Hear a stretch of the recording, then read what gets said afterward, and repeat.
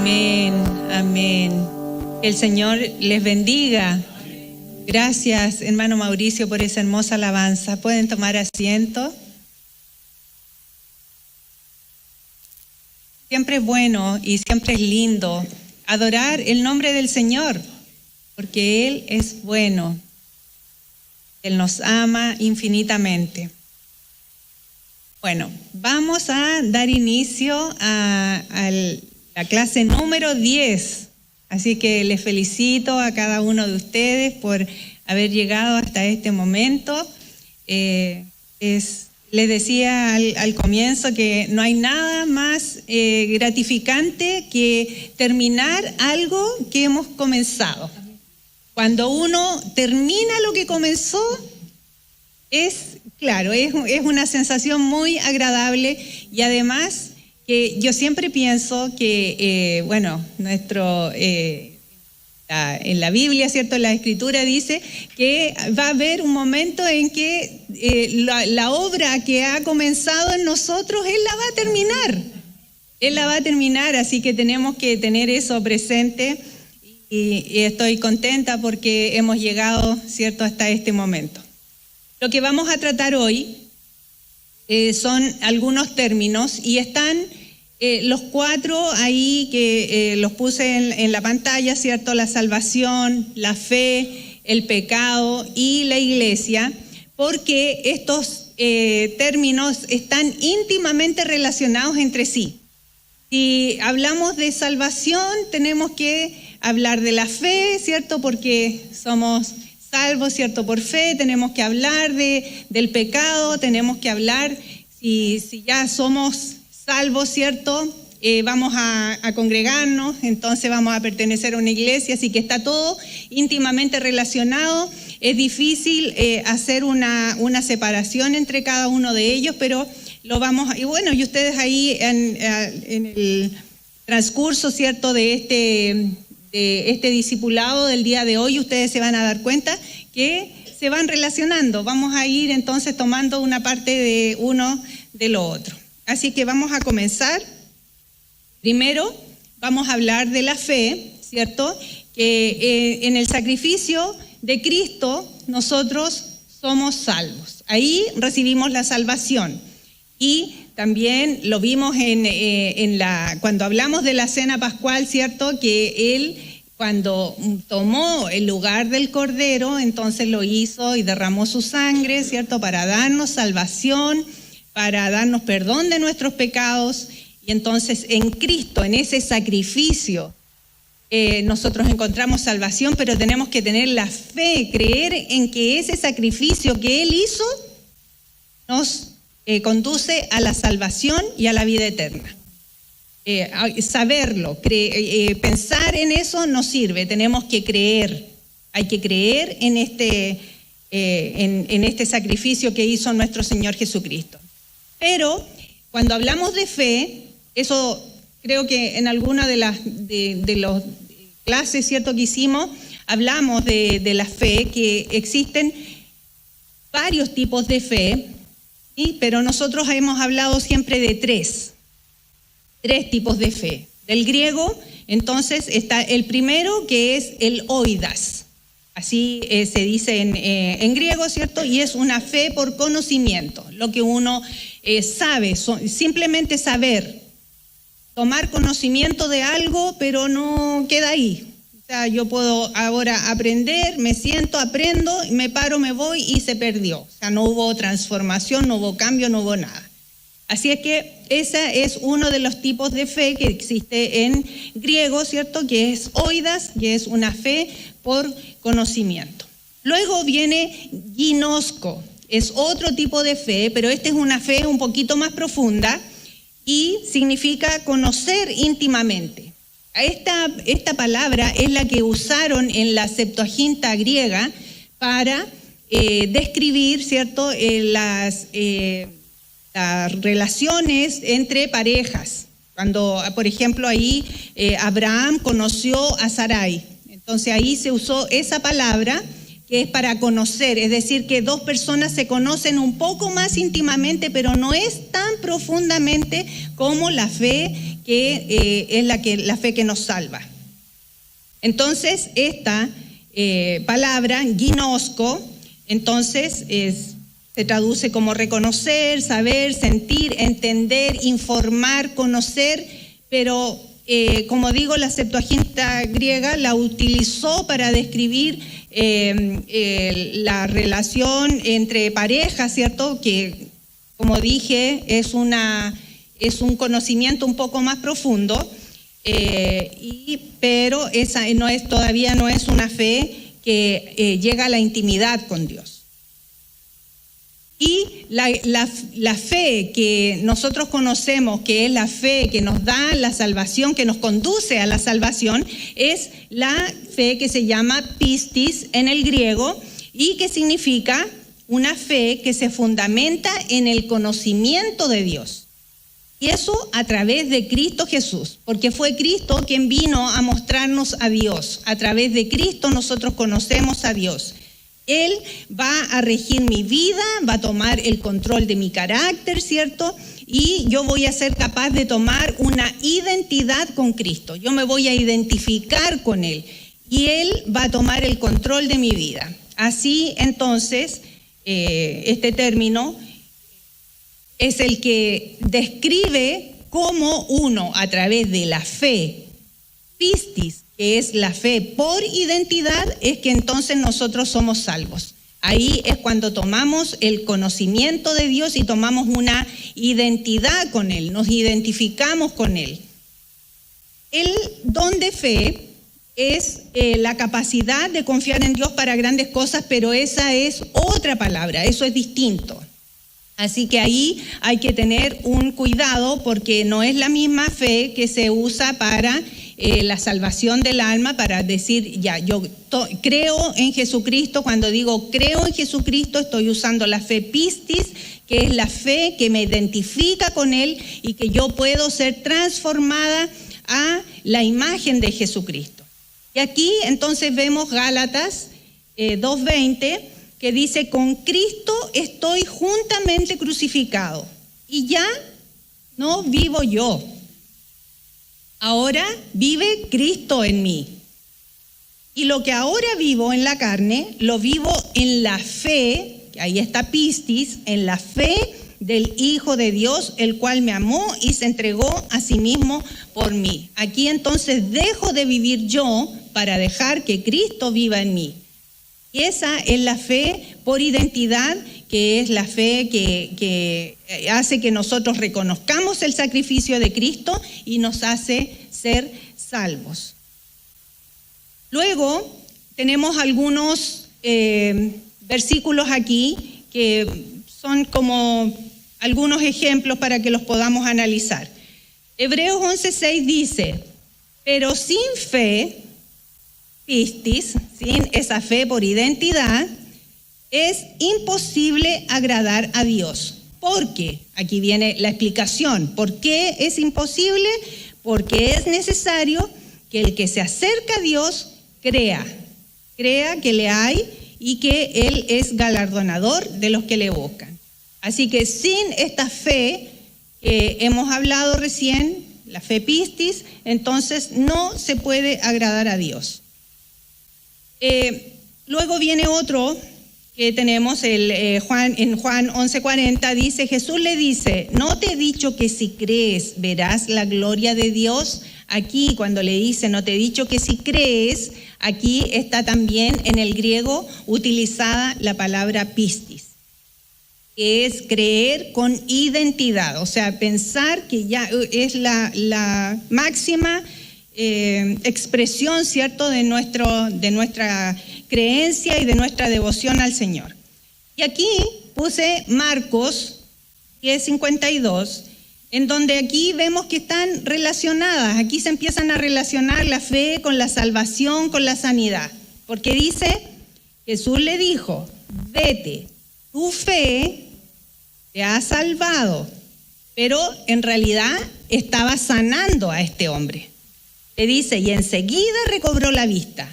Enseguida él recobró la vista y seguían a Jesús en el camino.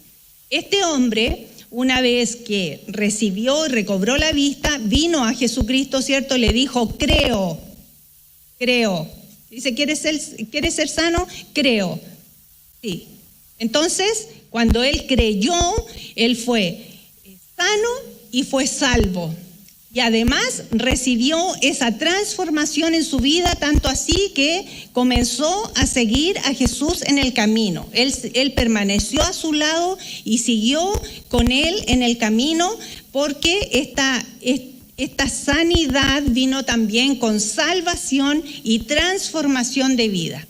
¿A través de qué? A través de que este hombre pudo creer, con una fe que salva, sana, ¿cierto? Transforma, perdona, ¿cierto? Es una fe poderosa. Luego quiero contarles un poco de historia. A fines del siglo I, ¿cierto? Y principios del segundo siglo, había una gran conmoción en ese tiempo. El cristianismo primitivo comenzó a vivir grandes herejías. Estaban viviendo, ¿cierto? Ya había partido nuestro Señor Jesucristo y empezaron, ¿cierto?, los cristianos a predicar el Evangelio, y comenzaron a levantarse algunas manifestaciones que no eran correctas y fueron catalogadas como herejías. Y también en ese tiempo hubo persecuciones, grandes persecuciones. Así es que lo que hizo la iglesia primitiva fue reaccionar a estas persecuciones y a estas grandes herejías con tres cosas. Primero, hicieron el credo de la fe. ¿Por qué? Porque la fe es la que sostiene al cristiano. El creer y tener esta fe es la que sostiene, la que la persona puede mantenerse, ¿cierto?, en pie.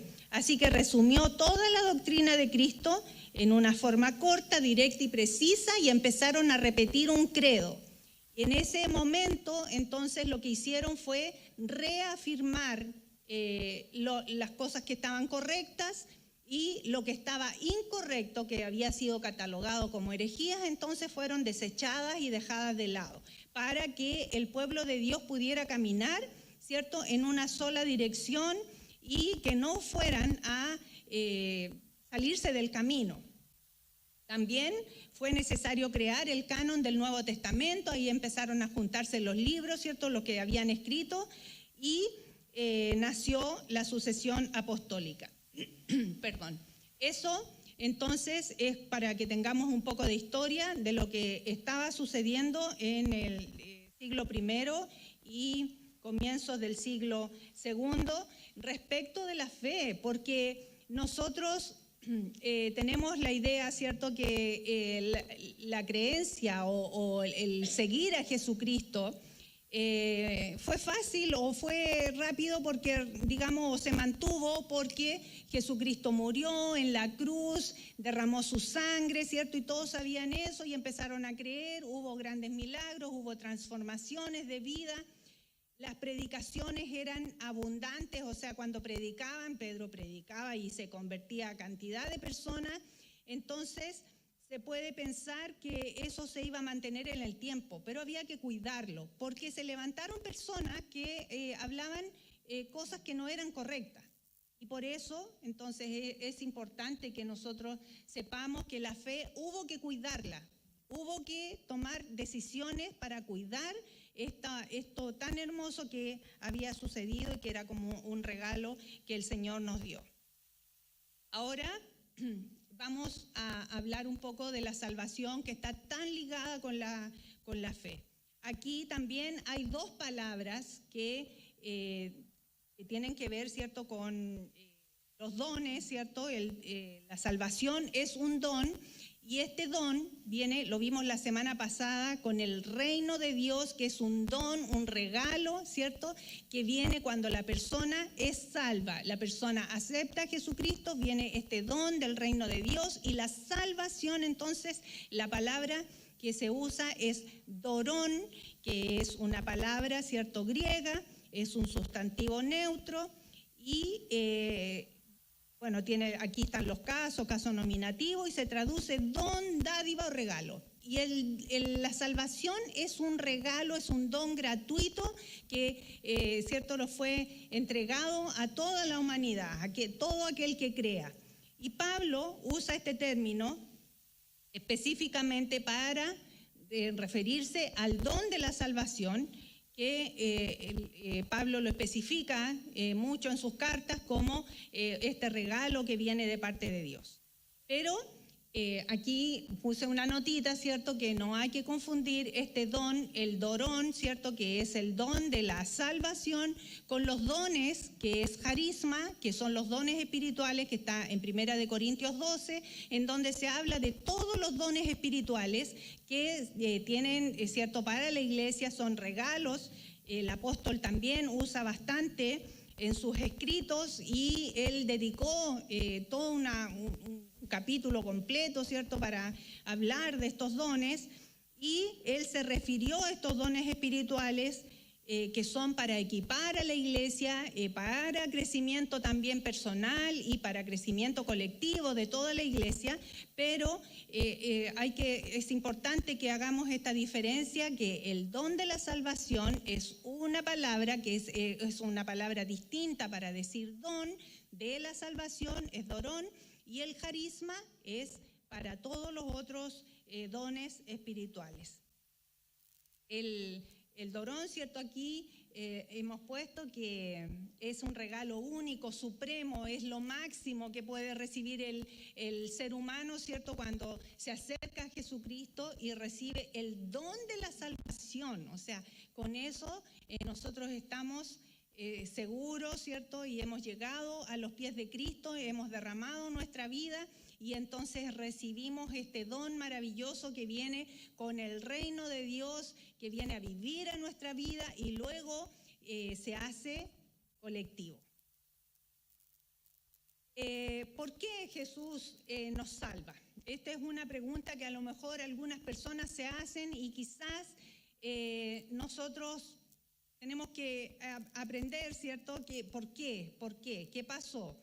Nosotros vimos la semana pasada también, cuando analizamos en qué condiciones estaba la población, ¿cierto?, donde llegó Jesucristo, y había una situación carente, paupérrima de toda la población, que venía arrastrándose desde el año 323 más o menos antes de Cristo, en donde comenzaron a hacer cosas aberrantes, ¿cierto? Y el pueblo estaba siendo oprimido, y el hombre se sintió solo, estaba solo, y necesitaban a un mediador, alguien que viniera a ayudarlos a recomponer esta comunicación con Dios, y necesitaban entonces de un mediador. El hombre buscó, ¿cierto?, buscaba este sentido de poder encontrarse con este Dios. Algunos, ¿cierto?, historiadores hablan de los 400 años de silencio que hay entre el Nuevo Testamento y el Antiguo Testamento, pero en realidad, bueno, ahí sucedieron varias cosas en ese tiempo, especialmente lo que se estaba escribiendo, lo que se estaba traduciendo de la Septuaginta también. Pero en realidad el hombre estaba siendo oprimido, estaba pasando por momentos tristes, por momentos devastadores, tanto que hubo un momento en que un emperador va y hace cosas aberrantes dentro del templo, el templo donde se adoraba a Dios, y sacrifican un cerdo dentro del lugar santísimo. Y empiezan a suceder cosas que ya el pueblo judío, el pueblo hebreo, como ustedes lo quieran llamar,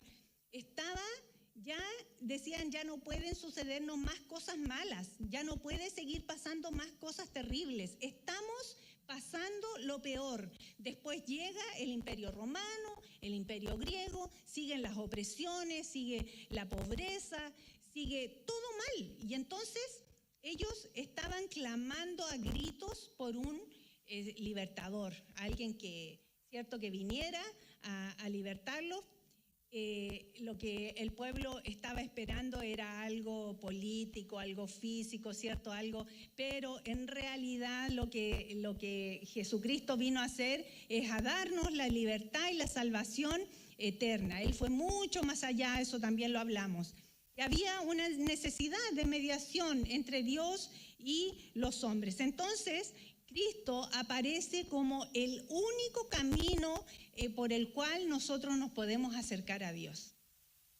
Jesucristo es el único camino por el cual nosotros podemos llegar y acercarnos a este Dios tan grande y maravilloso.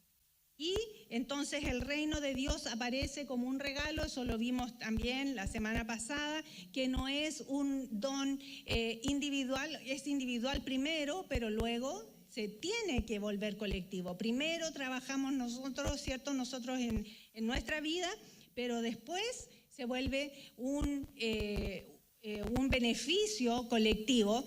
Y además, aquí vimos que incluso hay algunos historiadores también que lo destacan, no siendo cristianos, destacan esto, que ellos lo llaman el éxito, ¿cierto?, de la predicación de Jesucristo, que fue cuando él usó esta inversión en su predicación, esta contradicción, cuando él usaba las contradicciones para decir, amen a sus enemigos, para decir, ¿cierto?, es mejor servir que ser servido, ¿cierto? Y tantas otras cosas que hemos estado analizando.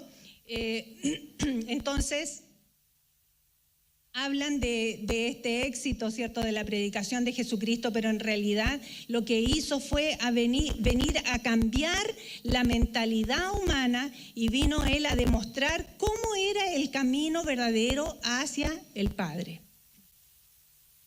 Así que Jesucristo inicia este movimiento que tiene que ver con la fe pascual. Eso también lo vivimos la fe pascual cuando hicimos esta cena, y los primeros cristianos realmente entendieron en esta fe, en esta obra pascual que hizo Jesucristo, que realmente Él había tomado el lugar del Cordero para morir por nosotros. Y entendieron que a través de su muerte la humanidad recibía la salvación del alma. Así que vamos a ver también algunos significados. En Hechos 16, 30 y 31, lo tiene ahí Evita, por favor, si lo podemos leer. Hechos 16, 30 y 31. El micrófono, por favor.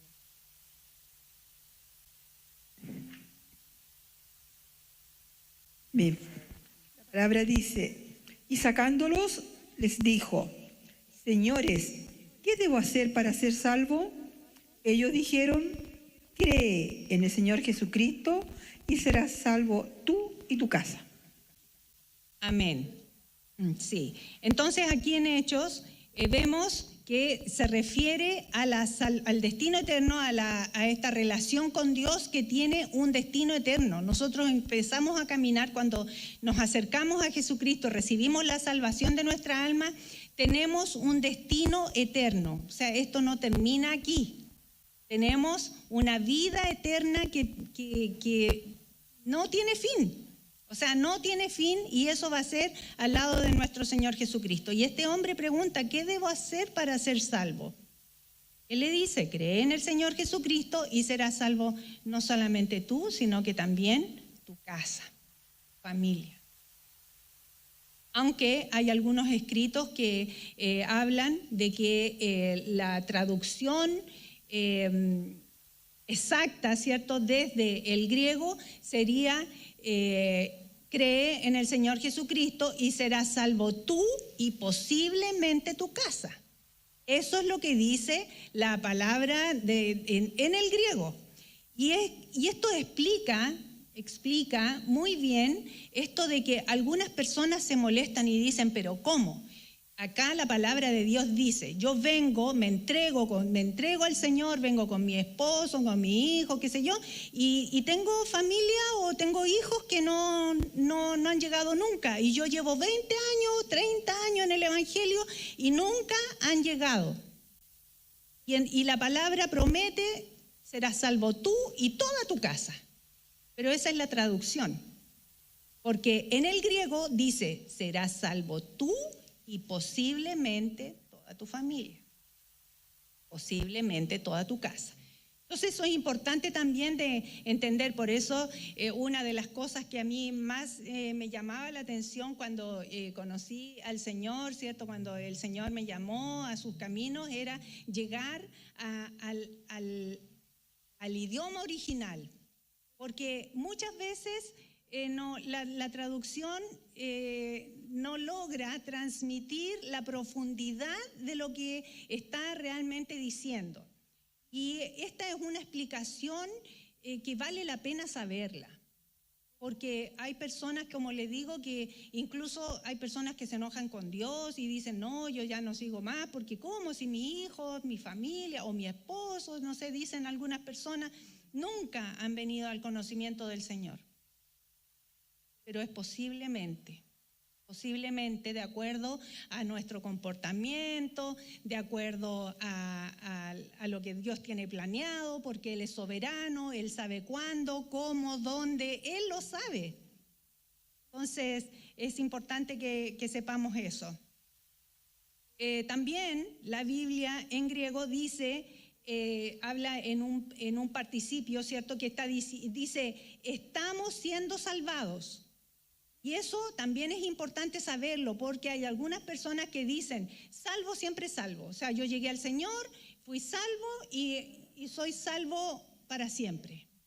Y no, nosotros estamos siendo salvados, y de hecho cuando vimos en la parte cuando vimos una de las primeras clases, cuando hablamos de Dios, ¿cierto? Y este Dios creador, vimos que Él nos salva todos los días de morir.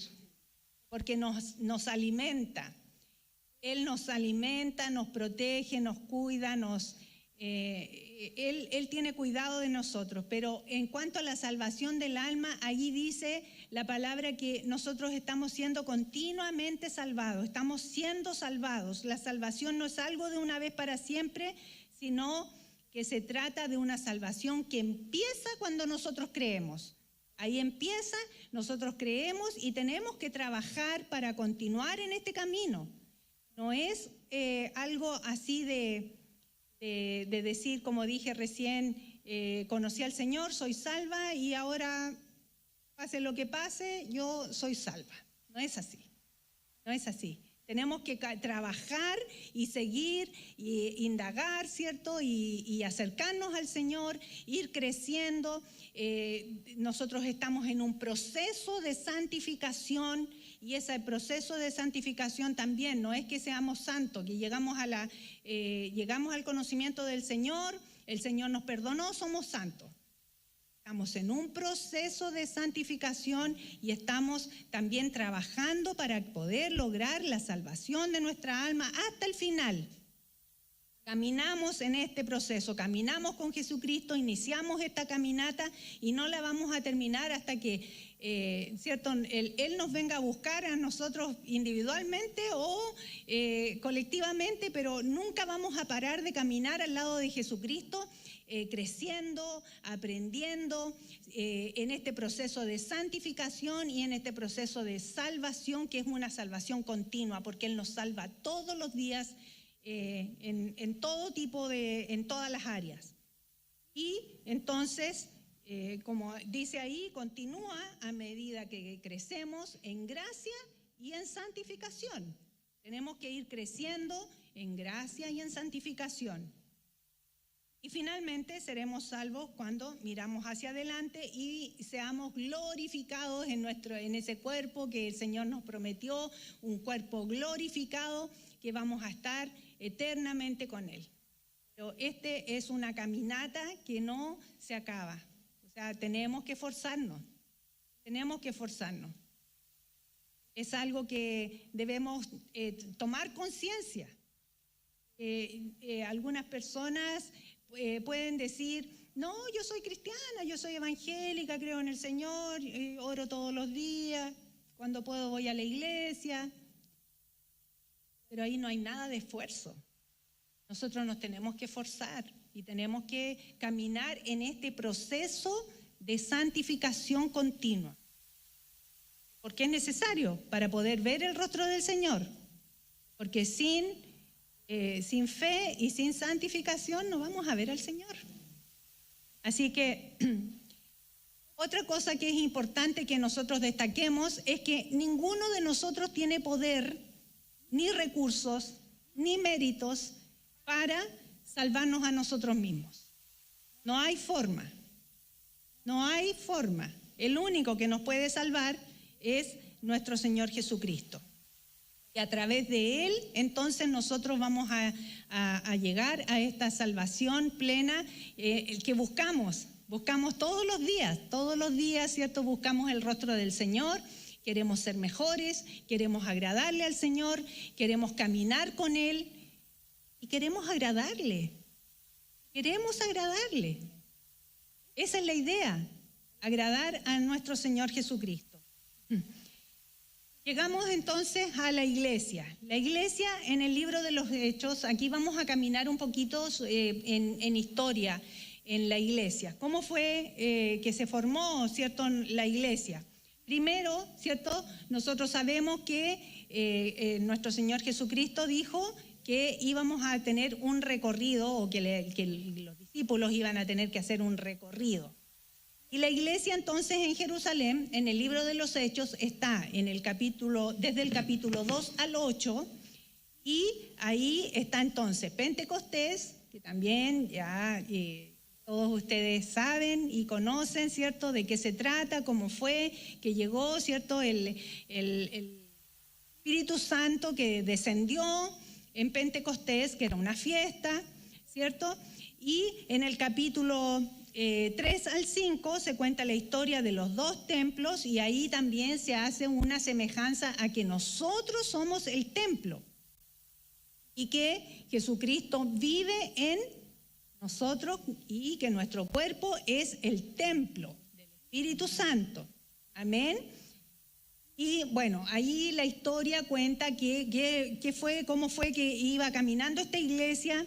La iglesia entonces comenzó a vender todo lo que tenía y se empezaron a añadir a la iglesia por montones. O sea, los números que describe el libro de los Hechos era impresionante. O sea, se añadieron 3.000, se añadieron 4.000. O sea, cada vez que predicaban se convertían cantidad de personas. Y entonces aquí también se destaca que en Hechos 2, 43, 47, que además ellos comenzaron a hacer el partimiento del pan y nunca más eso se ha detenido. Hasta el día de hoy nosotros tenemos el partimiento del pan hasta el día de hoy. Evita, si puede leer Hechos 2, 43, 47, por favor. Sobrevino temor a toda persona. Muchas maravillas y señales eran hechas por los apóstoles.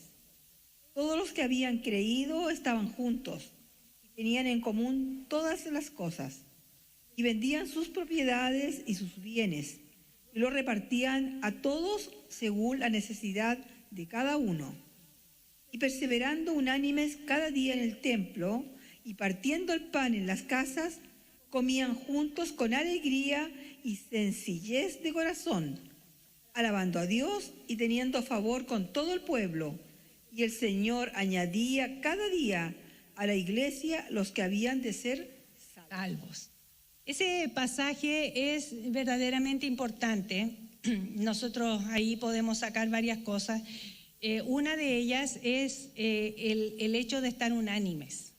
Estar unánimes significa que tienen que estar todos en un mismo sentir. Eso es por una parte. Y segundo, el partimiento del pan, ¿cierto? Y el hecho de que todos los días, dice, se añadían personas. Y la iglesia iba creciendo. iba creciendo de manera importante.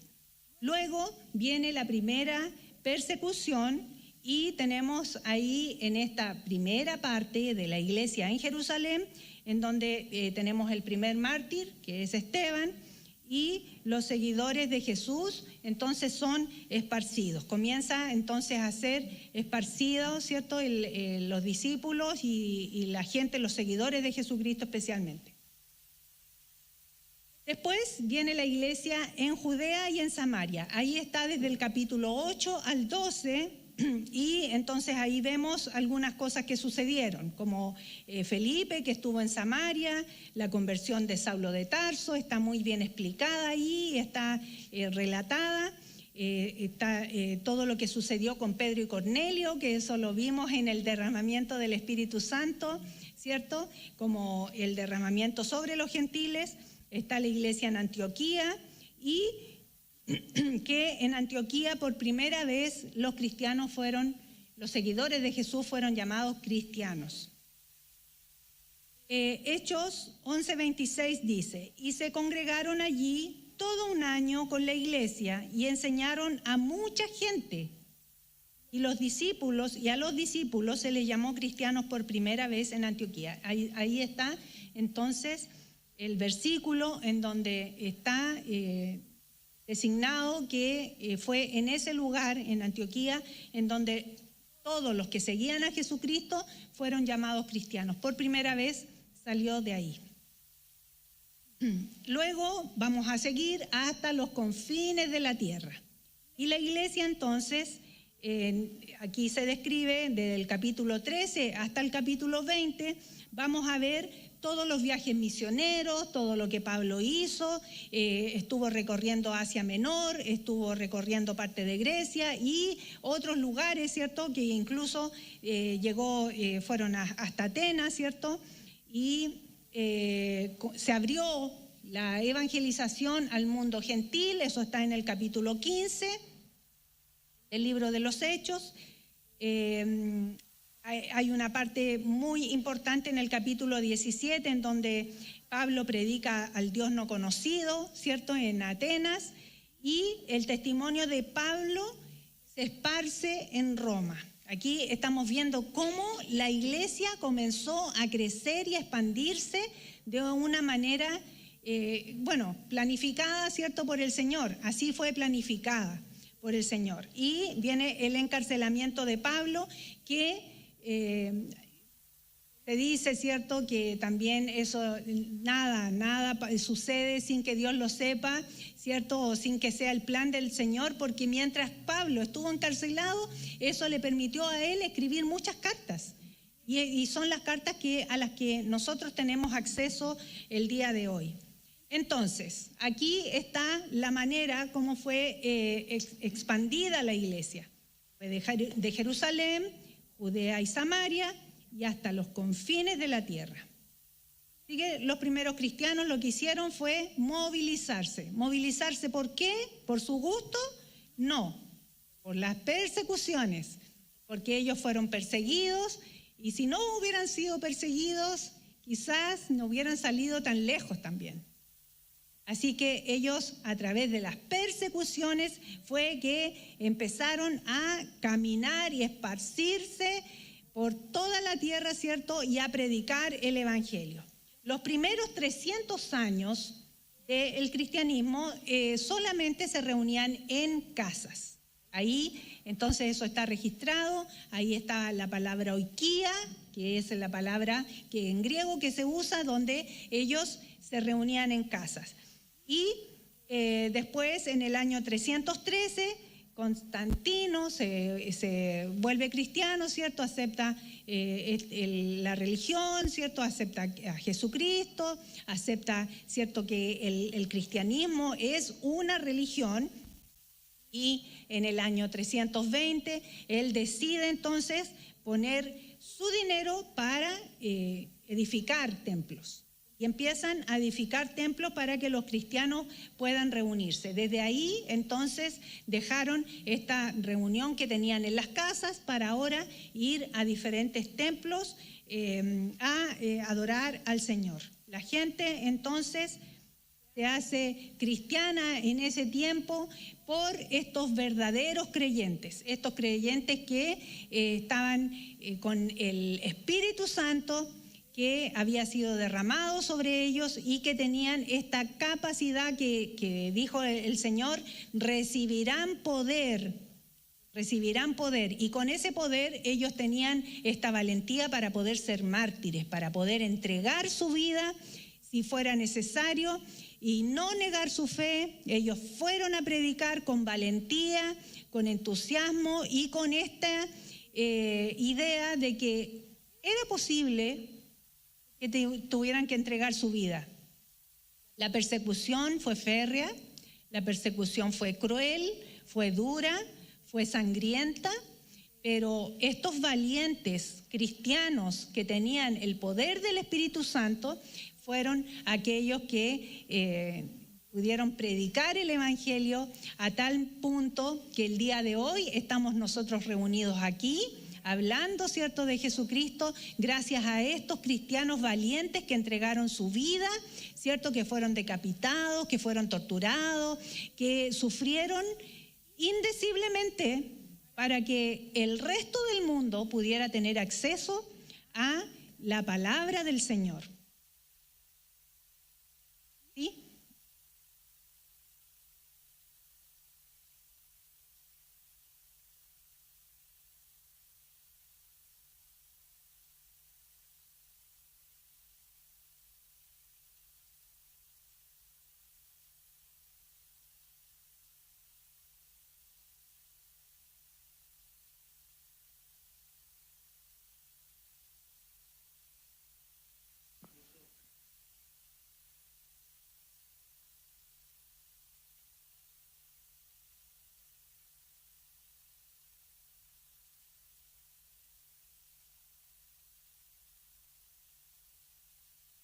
Exactamente, sí.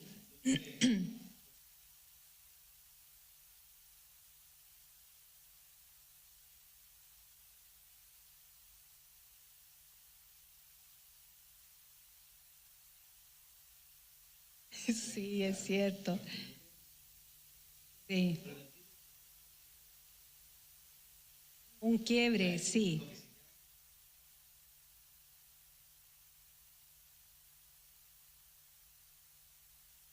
Las ramas, sí, la rama de la Iglesia Católica, sí. Eso es bastante interesante y es súper bueno que todos nosotros conozcamos cómo fue. Aquí estamos hablando de qué momento, hasta dónde llegamos con la reunión en las casas, ¿cierto? Y luego que pasaron a los templos. Pero lo que está diciendo nuestro pastor es totalmente efectivo y es lo que nosotros vamos a estudiar. Bueno, tenemos 2 módulos más y hay un módulo que se llama Historia de la Iglesia y ahí vamos a estudiarlo en detalle, todo lo que sucedió, cómo sucedió, y este hombre que aparentemente era bueno porque dijo, bueno, él se convirtió y dio plata y levantó templos y todo, pero todo eso después redundó para mal. O sea, claro, se desvirtuó completamente y llegó a tal punto que, bueno, estamos viendo ahí una separación grande. Bueno, eso prometido que lo vamos a ver en detalle en el módulo de Historia de la Iglesia. Así que, bueno, vamos a continuar entonces, vamos a ver algo del pecado. Este es un tema bien controversial, ¿cierto? Porque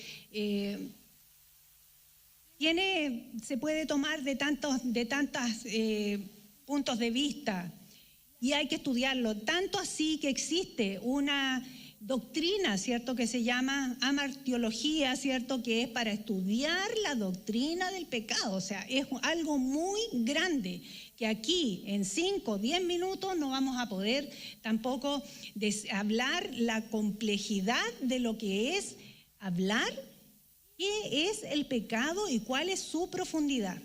Pero aquí vamos a decir que hay 3 palabras que se relacionan con el pecado, pero que son distintas. Primero, la iniquidad, que es un comportamiento torcido. Así se se describe, ¿cierto? Y viene su significado. Luego, la transgresión, cuando se transgrede, entonces ahí se rompen las confianzas. Pero en el pecado es otra cosa. Y en el pecado, aquí vamos a ver, 1 de Juan 3:4 dice, todo aquel que comete pecado infringe la ley, porque el pecado es infracción a la ley. Y ahí está la palabra en griego que es hamartía. Como dije, la palabra hamartiología se deriva, ¿cierto?, de la palabra griega que es hamartía, que significa errar al blanco, y es equivocarse, más que equivocarse, porque vamos a ver ahora aquí abajo, ahí aparece la palabra katá, que esa viene del Antiguo Testamento, esa está en hebreo, y esa significa cometer un error, equivocarse, errar al blanco. Pero el pecado es otra cosa, y aquí tenemos una doctrina del pecado en donde se estudia a profundidad, como digo, es una cosa bien profunda. Pero para que nosotros podamos entender un poquito mejor, y por el tiempo además, vamos a ver un video que les voy a mostrar a continuación. Les pido que pongan mucha atención, porque ahí van a salir cosas que son bien interesantes, y las vamos a ver de inmediato.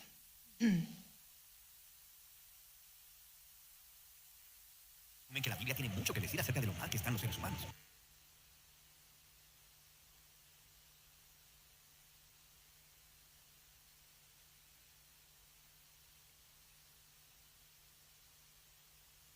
La mayoría de las personas asumen que la Biblia tiene mucho que decir acerca de lo mal que están los seres humanos. Y es verdad. También es cierto que el vocabulario de la Biblia acerca de este tema suena raro para las personas modernas, usando palabras como pecado, iniquidad o transgresión. Así que la perspectiva bíblica sobre la condición humana frecuentemente es ignorada o es tratada como antigua y retrógrada. Es una pena, porque a través de estas palabras, los autores nos ofrecen un diagnóstico muy profundo de la naturaleza humana. La iniquidad describe un comportamiento torcido, mientras que la transgresión se refiere a romper la confianza. Y pecado, esta es la más común de estas malas palabras en la Biblia, así que concentrémonos en ella por unos minutos. Pecado traduce la palabra hebrea katá y la palabra griega hamartía. El significado más básico de pecado no tiene nada de religioso. Hatá simplemente significa errar o fallar al blanco, como cuando la tribu israelita de Benjamín entrenó a un pequeño ejército de expertos en la onda. Ellos podían lanzar una piedra a un cabello y no hatar, esto es fallar o errar. O hay un proverbio bíblico que advierte en contra de tomar decisiones apresuradas, porque es probable que cagar tu camino o que te pierdas de tu destino. Así que en la Biblia, el pecado es fallar en alcanzar una meta. Pero, ¿cuál es la meta? Bueno, en la primera página de la Biblia aprendemos que cada humano es imagen de Dios, un ser sagrado que representa al Creador y que es digno de respeto. Así que en esta manera de ver el mundo, el pecado es fallar en amar a Dios y a los demás, al no tratarlos con el honor que merecen. Puedes ver esta idea en el famoso código de conducta que se le da a los israelitas, los 10 mandamientos. La mitad de ellos identifican las maneras en las que puedes fallar en amar a Dios, y la otra mitad enumera las maneras en las que puedes fallar en amar a las personas.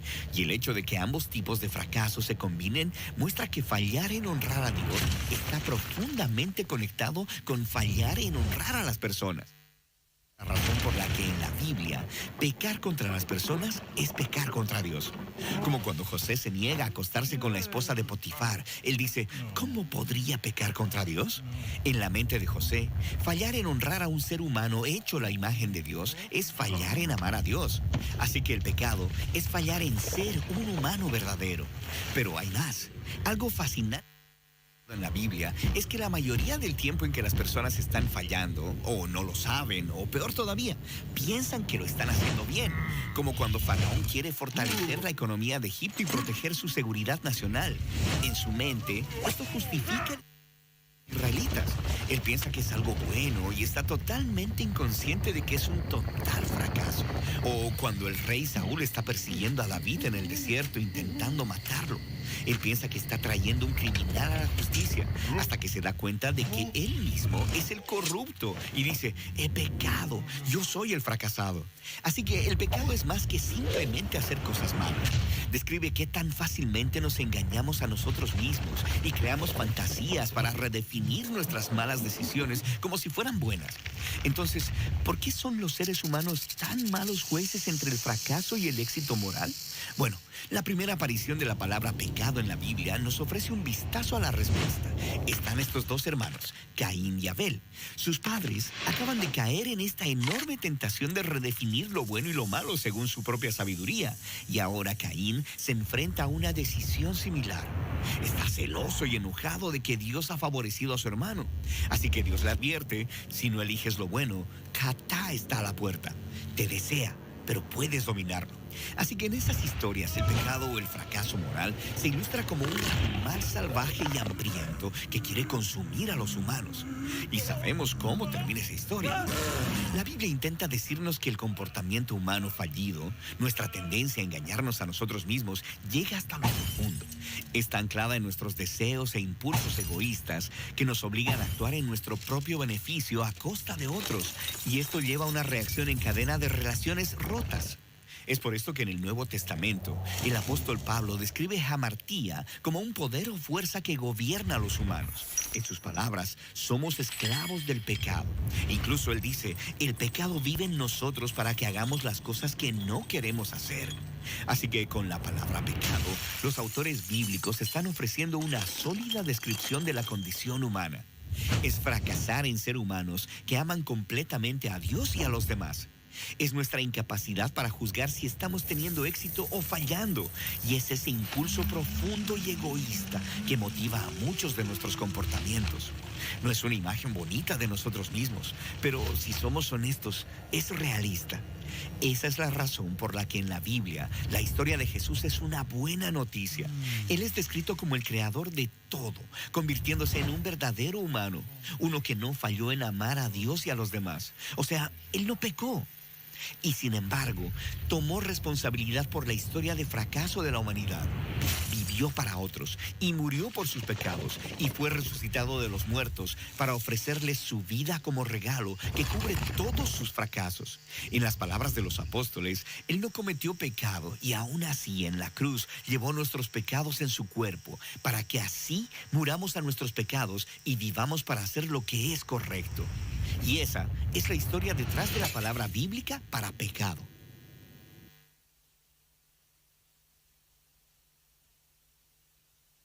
Bien, entonces ahí está la explicación bastante profunda, fuerte, ¿cierto?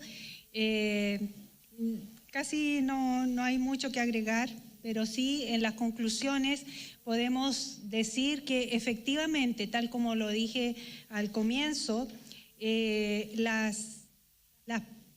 los términos que estudiamos el día de hoy están todos interrelacionados. No se pueden hablar prácticamente independientes uno del otro.